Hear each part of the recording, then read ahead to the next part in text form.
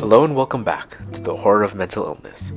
The Horror of Mental Illness is a series where I take my experiences with mental illness and I turn it into pieces of art. Not just any piece of art, but pieces of art that are based in horror. A lot of the pieces I've done in the past were cartoonish and more abstract.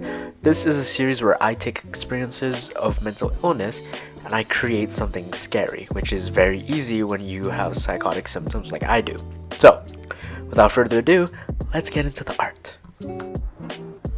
This first piece is what I like to call the memory that escapes me.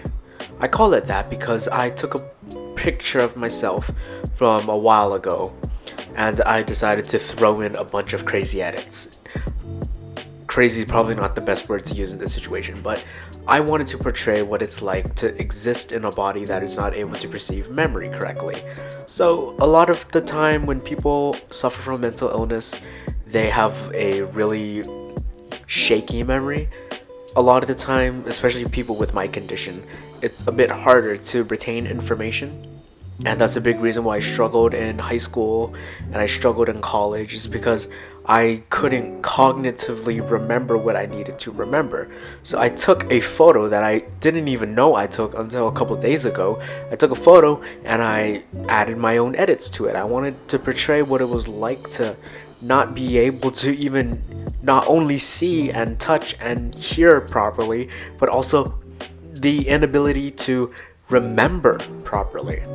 And that's something that I feel is something we all take for granted. I claw at my face, I get frustrated, I get angry, I feel like I'm in darkness, I feel like I'm in the bottom of a well because I'm not able to even remember my own name at times. And it gets so severe that I was placed in a hospital where I was monitored to see if my memory got better. And yeah, that's this piece. On to the next, which is a bit more abstract. So, this is what I like to call the spiders. There's a symptom in my psychosis where I experience hallucinations of spiders all over me. And I wanted to portray what it's like when this specific instance happened when a spider crawled into my eye. So I took a photo of myself pulling the skin around my eye down and I edited it a little bit. I blacked out the background. I increased the contrast. I did a couple edits, a couple simple edits, but I think in its simplicity, that is what makes it unique. It is not something that I put a lot of time into. I definitely did want to portray what it's like when you're feeling a spider crawl into your eye. Very not pleasant, incredibly not pleasant, and it sort of recalls back to a time I talked about memory earlier, but a memory that sticks out when this happened was I ran into my bathroom and I tried rinsing out my eye. I turned on the shower head and I tried to get one of those jets to hit my eye, and not only was it very strange, it was also painful. It was also weird. Like, jets of water aren't supposed to be spraying into your eye, much less hallucinating spiders crawling into your eye in the first place isn't really something that's supposed to happen at all, ever. But that's essentially what I wanted to portray in this. So, on to the outro. So that was the horror of mental illness.